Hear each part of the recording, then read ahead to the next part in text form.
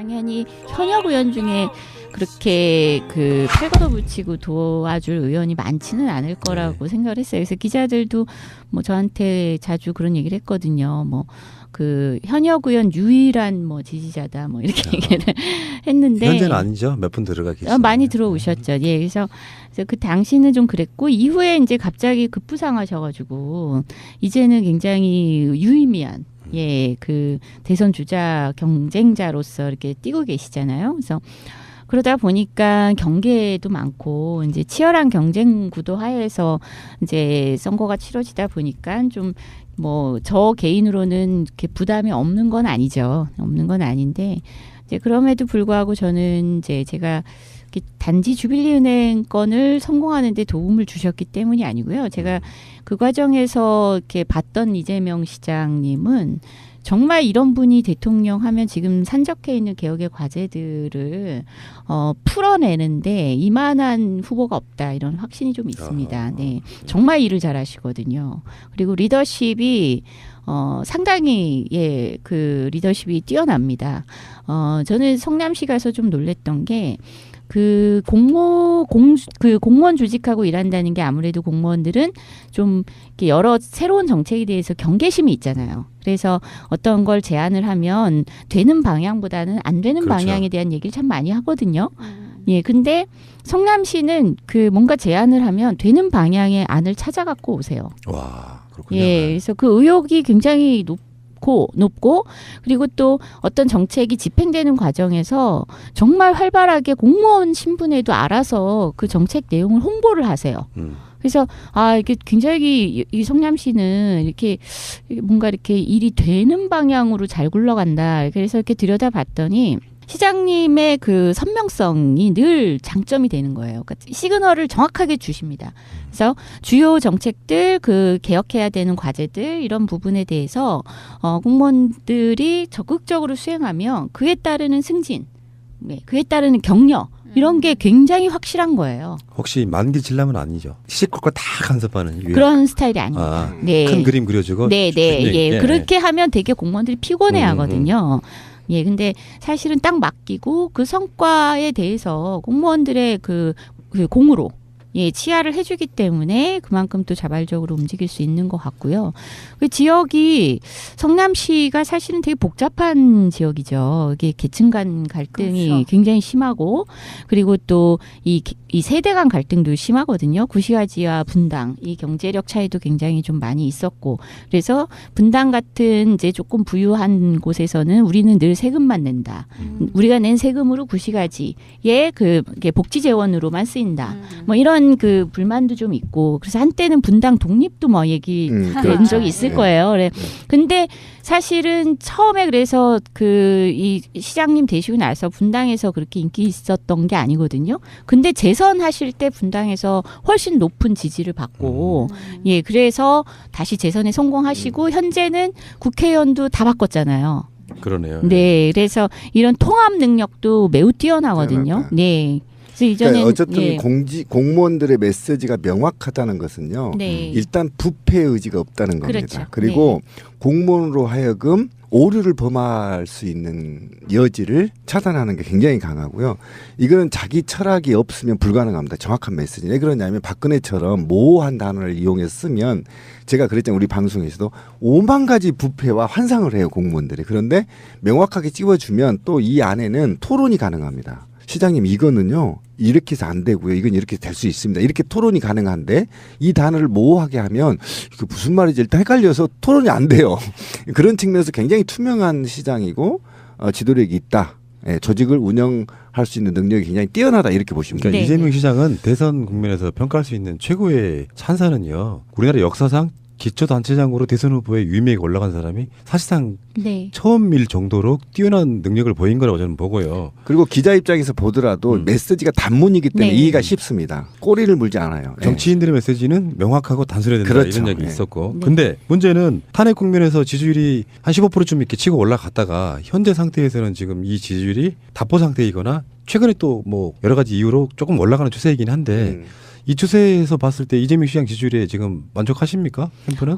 만족 못하죠. 예, 그렇지만 사실 뭐 지지율이라는 거는 사실 그 역동적이죠. 오르고 내리고 하는 거고. 뭐 우리 그 노무현 대통령님도 뭐 지지율이 굉장히 상한가까지 갔다가 또 5%까지 떨어졌다가 다시 또 이렇게 지지율이 그 반등하는 그런 그 과정을 겪으신 걸로 알고 있는데요. 지금 시장님 같은 경우는 아무래도 인지도 면에서는 상당히 많이 그 좀 부족하죠. 그 기초단체장 정도의 정치 이력을 갖고 계시기 때문에 문 대표님 같이 대권 후보셨던 분과 그다음에 안희정 지사 같은 경우는 참여정부 때부터 이렇게 정치적 주요 인사로 굉장히 그 많은 분들이 알고 있는 그런 그것과 비교했을 때는 이재명 시장님이 인지도 면에서도 많이 좀 어려움이 좀 있으신 게 사실인 것 같고요. 실제로 모르시는 분들도 좀 적지 않게 있다고 하더라고요. 아직도? 근데 심지어 이제 그 탄핵 국면에서 굉장히 그 국민들의 그 분노의 눈높이와 맞는 그 일관성 있는 선명한 메시지들을 유지하시면서 지지율이 특히 야권 지지층에서 굉장히 주목받아서 저희가 많이 폭발적으로 올라갔다가 이후에는 이제 탄핵이 완성되고 나니까 이제 정권 교체에 대한 열망 이런 게 이제 문 대표님의 대세론으로 이렇게 좀 집중이 되고 그런 과정에서 또 안 지사님이 또 나름 중도 확장 이걸 통해서 좀 2위로 치고 올라오시면서 언론에서 한동안은 이재명 시장 님이 많이 사라지셨어요. 이슈 파이팅 못했죠. 네, 그러니까 가뜩이나 인지도에서 열세이신데 그렇게 그 언론에서 사라지면 관심에서 멀어지게 되니까 그런 게 이제 지지율을 떨어지게 하는데 굉장히 여러 가지 복합적 요소로 작용을 했던 것 같고요. 근데 최근에 이제 조금 반등 추세로 돌아선 것도 이제 본격적인 이제 경선 레이스가 시작이 되면서 뭐 아직 탄핵이 다 그 마무리가 되진 않았지만 그럼에도 불구하고 언론에서는 이제 주요한 하나의 꼭지로 다루잖아요. 그러면서 시장님도 어쨌든 그 단독으로나마 언론에 출연해서 시장님이 갖고 있는 신념, 철학, 대선 주자로서의 여러 비전들을 보여드릴 기회가 생기면서 이게 이제 노출이 조금씩 늘어나니까 다시 반등하는 추세가 좀 만들어지고 있는 것 같습니다. 지금 더불어민주당 경선 일정이 사실상 나와 있는 거고요. 네네. 지금 선거인단 모집이 한 120만 명 정도 오늘 현재 모아져 있고요. 네. 그리고 내일부터는 토론을 시작한단 말이에요. 네. 다 다르겠죠. 원하는 바가 내가 이 토론에서 어떤 시기에 장점을 어필해가지고 어떻게 지지율을 다시 올린다 이런 건데 일단 짧게 질문 한번 드려보겠습니다. 경선 목표가 1등입니까 2등입니까? 1차 경선 2등입니다. 그래서 솔직하시네. 결선에서 뒤집는다 이런 전략. 네. 그러면은 더불어민주당 경선 선거인단이 많으면 유리할 거라고 보십니까? 적으면 유리할 거라고 보십니까? 많으면 유리할 거라고 봅니다. 이유는요? 일단 시장님 지지층이 굉장히 적극적인 활동가세요. 우리도 경선 선거인단 모집의 그 주요 캐치프레이즈가 내가 이재명이다거든요. 정말 본인이 후보처럼 뛰는 그 지지자분들이 많고요. 일례로 제가 아는 저희가 이제 흑수저 후원회장단을 공동 후원회장단을 수십 분을 이제 모시고 있잖아요. 그 중에 한 분은 벌써 본인이 직접 60명이 넘는 선거인단을 모집 등록을 시켰더라고요. 이야.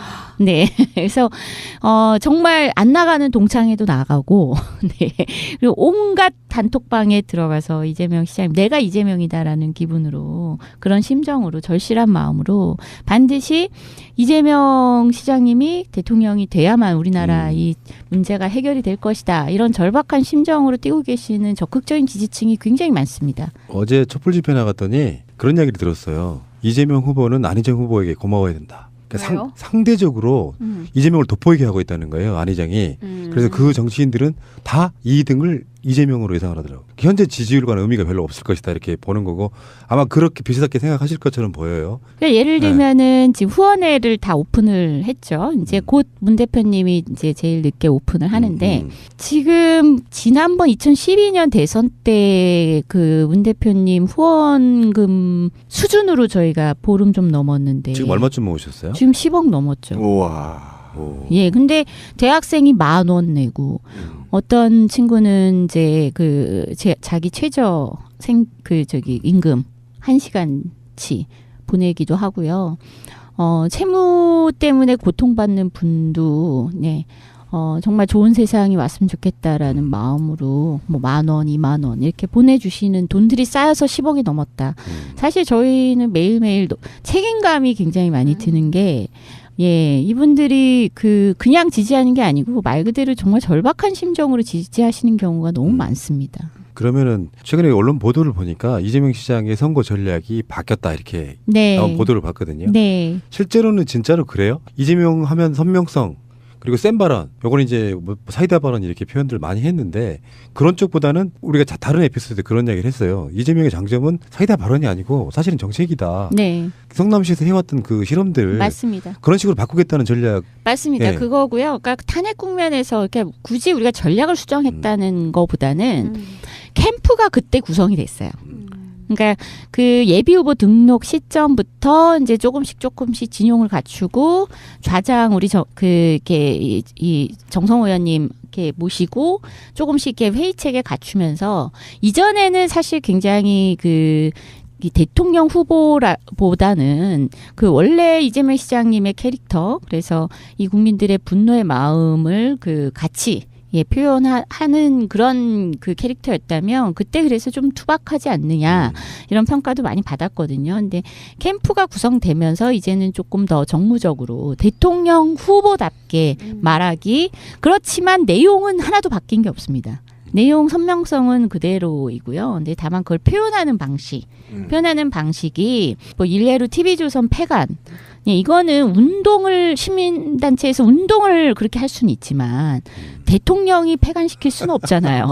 그렇죠. 예, 그거를 그 대통령 후보 경선에 나온 후보가 얘기하는 건 잘못됐다, 적절하지 않다. 트럼프도 아니고 그러니까. 예, 저희도 솔직히 지적을 했습니다. 박근혜 되는 거죠. 예, 박근혜. 우리 편이고 아니건 언론에 대해서 누가 뭐 폐간을 결정할 수 있느냐. 탄핵 대상입니다. 예, 네, 운동 단체가 운동을 그렇게 할 수 있는데 대통령 후보로 나오신 거다. 그러니 그거는 사과하셔야 된다. 우리가 요구했습니다. 그래서 하셨습니까? 네, 하셨어요. 관훈 클럽 가셔서 적절치 않았다.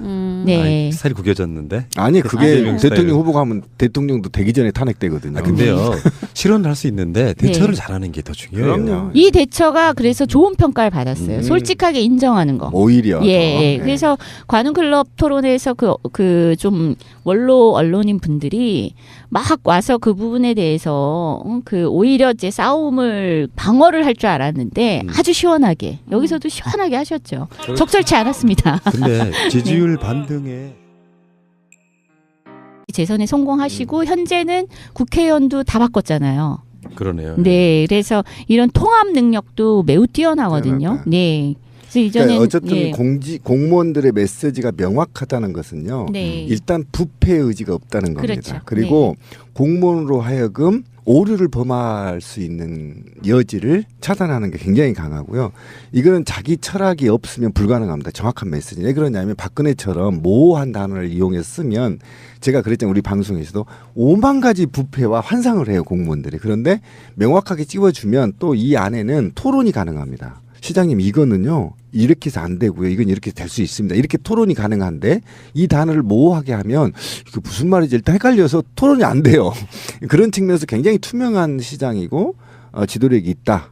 당연히 현역 의원 중에 그렇게 팔 걷어붙이고 도와줄 의원이 많지는 않을 거라고 생각을 했어요. 그래서 기자들도 뭐 저한테 자주 그런 얘기를 했거든요. 뭐 현역 의원 유일한 지지자다 이렇게 얘기를 했는데 현재는 아니죠. 몇 분 들어가 계시죠. 많이 들어오셨죠. 예, 그래서 그 당시는 좀 그랬고 이후에 이제 갑자기 급부상하셔가지고 이제는 굉장히 유의미한 대선 주자 경쟁자로서 이렇게 뛰고 계시잖아요. 그래서 그러다 보니까 경계도 많고 이제 치열한 경쟁 구도 하에서 이제 선거가 치러지다 보니까 좀 저 개인으로는 이렇게 부담이 없는 건 아니죠. 없는 건 아닌데 이제 그럼에도 불구하고 저는 이제 제가 단지 주빌리은행 건을 성공하는데 도움 높고 그리고 또 어떤 정책이 집행되는 과정에서 정말 활발하게 공무원 신분에도 알아서 그 정책 내용을 홍보를 하세요. 그래서 이게 굉장히 이 성남시는 이렇게 뭔가 이렇게 일이 되는 방향으로 잘 굴러간다. 그래서 이렇게 들여다봤더니 시장님의 그 선명성이 늘 장점이 되는 거예요. 그러니까 시그널을 정확하게 주십니다. 그래서 주요 정책들, 그 개혁해야 되는 과제들 이런 부분에 대해서 공무원들이 적극적으로 수행하면 그에 따르는 승진, 그에 따르는 격려 이런 게 굉장히 확실한 거예요. 혹시 만기 질남은 아니죠? 시시콜콜 다 간섭하는 그런 스타일이 아닙니다. 네. 큰 그림 그려주고. 예. 그렇게 하면 되게 공무원들이 피곤해하거든요. 예, 근데 사실은 딱 맡기고 그 성과에 대해서 공무원을 주셨기 때문이 아니고요. 제가 그 과정에서 이렇게 봤던 이재명 시장님은 정말 이런 분이 대통령 하면 지금 산적해 있는 개혁의 과제들을 풀어내는데 이만한 후보가 없다 이런 확신이 좀 있습니다. 네, 정말 일을 잘하시거든요. 그리고 리더십이 상당히 그 리더십이 뛰어납니다.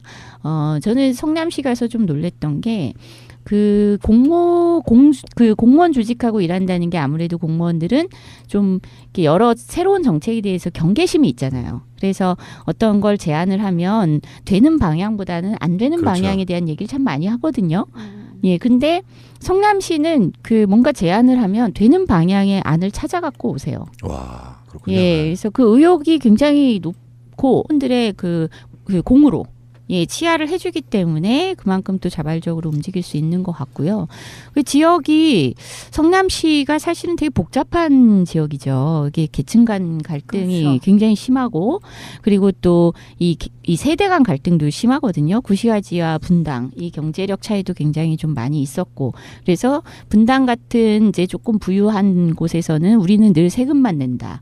우리가 낸 세금으로 구시가지의 그 복지 재원으로만 쓰인다. 뭐 이런 그 불만도 좀 있고 그래서 한때는 분당 독립도 뭐 얘기 된 적이 있을 거예요. 그래. 근데 사실은 처음에 그래서 그 이 시장님 되시고 나서 분당에서 그렇게 인기 있었던 게 아니거든요. 근데 재선하실 때 분당에서 훨씬 높은 지지를 받고 예 그래서 다시